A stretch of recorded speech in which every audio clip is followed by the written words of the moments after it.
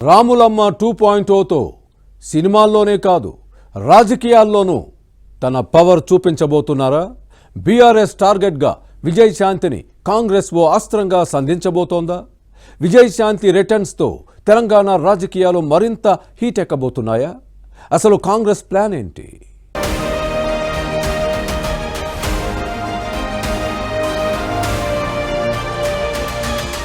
విజయశాంతి 30 ఏళ్లకు పైగా సినీ కెరియర్, హీరోలతో సమానంగా ఫేమ్, క్రేజ్, పేరు ప్రఖ్యాతలు, లేడీ సూపర్ స్టార్గా హీరోలకు దీటుగా ఫైటులు. తన కెరియర్లో ఎన్నో పవర్ఫుల్ పాత్రలు చేసిన ఆమె ఉసై రాములమ్మ సినిమాలో తన నటనతో శిఖరాన్ని అందుకున్నారు. ఆ పవర్ఫుల్ నటనతో విజయశాంతి పేరు రాములమ్మగా స్థిరపడిపోయింది. ఇక స్టార్ హీరోయిన్గా ఓ వెలుగు వెలిగిన రోజుల్లోనే కాదు, పాలిటిక్స్లోకి ఎంటర్ అయ్యాక కూడా ఆ క్రేజ్ ఏమాత్రం తగ్గలేదు. అయితే సినిమాల సంగతి పక్కన పెడితే రాజకీయాల్లో మాత్రం విజయశాంతి క్రేజ్కున్న రేంజ్ మొన్నటిదాకా దక్కలేదనే చెప్పాలి. రాజకీయంగా సరైన స్థానానికి ఎదిగే విషయంలో విజయశాంతికి మాత్రం ఎదురుదెబ్బలు తగులుతూనే ఉన్నాయి. సొంతంగా పార్టీ పెట్టినప్పటికీ ఆమె అందులో విజయం సాధించలేకపోయారు. అక్కడి నుంచి వివిధ పార్టీల్లో పనిచేసినప్పటికీ ఆమెకు సరైన పదవులు దక్కలేదు. బీజేపీలో పనిచేసిన ఆమె తెలంగాణ అసెంబ్లీ ఎన్నికలకు కాస్త ముందుగా కాంగ్రెస్ పార్టీలో చేరారు. నిజానికి బీజేపీలో మంచి స్థాయిలో ఉంటూ 2023లో జరిగిన అసెంబ్లీ ఎన్నికలకు ముందు కాంగ్రెస్లోకి వచ్చారు విజయశాంతి. దీంతో అందరూ ఆశ్చర్యపోయారు. కాంగ్రెస్ ఓడిపోతే పరిస్థితి ఏంటి అనే అనుమానమున్నా విజయశాంతి ధైర్యం చేసి నిర్ణయం తీసుకున్నారు. అయితే రాములమ్మ కాంగ్రెస్లోకి వచ్చే సమయంలోనే అప్పటి రాష్ట్ర వ్యవహారాల ఇన్ఛార్జ్ మాణిక్రావు ఠాక్రేకు తనకు పదవి ఇవ్వాలనే షరతు పెట్టారంటారు. ఈ క్రమంలోనే అనూహ్యంగా రాములమ్మను పదవి వరించింది.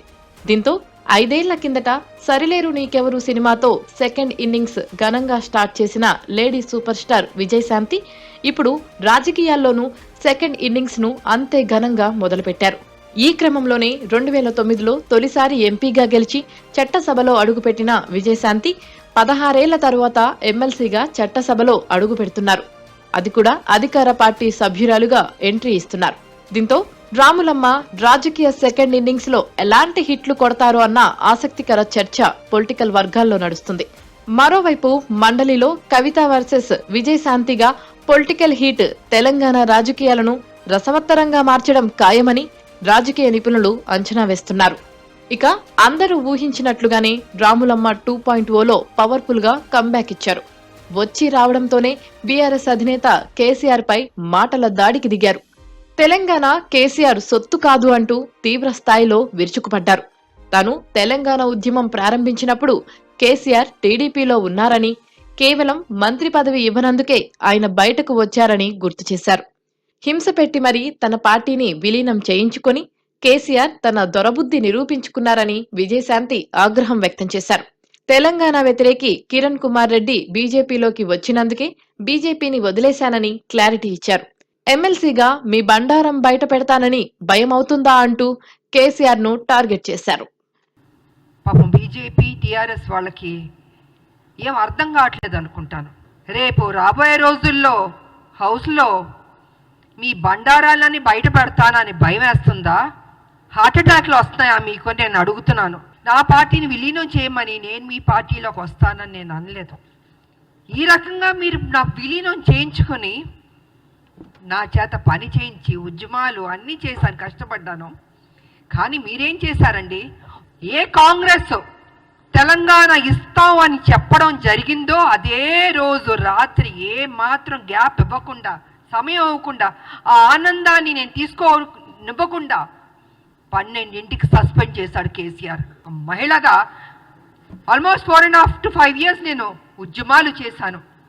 అప్పుడు కేసీఆర్ గారు ఎక్కడున్నారంటే ఆయన టీడీపీలో ఉన్నారు.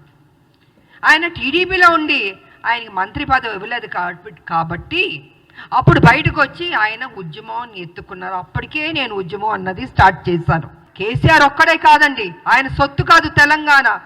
1200 మంది చనిపోయారు తెలంగాణలో. ఎంతో మంది త్యాగం చేశారు, ఎంతో మంది కొట్లాడారు. దాంట్లో ఒక ఆడబిడ్డగా నా వంతు నేను కృషి చేశాను. నేను అలాంటిది ఈరోజు ఒక ఎమ్మెల్సీ వచ్చినందుకు ఎలా వచ్చింది? 2 ఎంపీలు వెళ్ళారు కదా, ఇద్దరు వెళ్ళినప్పుడు కొట్లాడుతున్నప్పుడు కేసీఆర్ ఎందుకు ఎగ్జిట్ అయిపోయాడండి? చివరిదాకా ఉంది. ఆ రోజు మా ఎంపీలు, కాంగ్రెస్ ఎంపీలు అందరూ ఉన్నాం, పెప్పర్ స్ప్రేలు కొట్టారు. నార్త్ ఎంపీలు అందరూ చిత్తక బాదుతున్నారు మమ్మల్ని ఎంపీని. నేను మీరా కుమార్ గారిని ఇలా పట్టుకుని నిలబడ్డాను. నేను ఇంత చేస్తే ఇదండి మీరు మాకు చూపించే కృతజ్ఞత? ఇదా మీ కుట్ర బుద్ధి? ఇప్పుడు పొలిటికల్ వర్గాల్లో మరో ఆసక్తికర చర్చ నడుస్తుంది. విజయశాంతిని కేవలం ఎమ్మెల్సీకే పరిమితం చేసే అవకాశం లేదని, గతంలో కేసీఆర్తో కలిసి పనిచేసిన రాములమ్మను బీఆర్ఎస్ పైకి అస్త్రంగా ప్రయోగించాలని హైకమాండ్ భావిస్తోందన్న చర్చ సాగుతోంది. మరికొద్ది రోజుల్లో కేబినెట్ విస్తరణకు ఛాన్స్ ఉందని, విజయశాంతి మంత్రి కాబోతున్నారని ఓ టాక్ నడుస్తుంది. అత్యంత కీలకమైన హోంశాఖను రాములమ్మకు అప్పగించాలని హైకమాండ్ డిసైడ్ అయిందన్న గుసగుసలు కూడా వినిపిస్తున్నాయి. కేసీఆర్ ఫ్యామిలీ దూకుడు అడ్డుకోవడమే లక్ష్యంగా విజయశాంతిని కాంగ్రెస్ మళ్లీ యాక్టివ్ చేసిందంటున్నారు. ఈ క్రమంలోనే ఎమ్మెల్సీగా ఎన్నికైన తరువాత ఆమె కేసీఆర్ ఫ్యామిలీపై చేసిన విమర్శలు ఈ వార్తలకు బలం చేకూరుస్తున్నాయంటున్నారు. మొత్తానికి ఈ వార్తల్లో నిజం ఉన్నా లేకున్నా రాములమ్మ 2.0 పొలిటికల్ స్పీడ్ మాత్రం ఆషామాషీగా ఉండబోదంటున్నారు పొలిటికల్ ఎక్స్పర్ట్స్.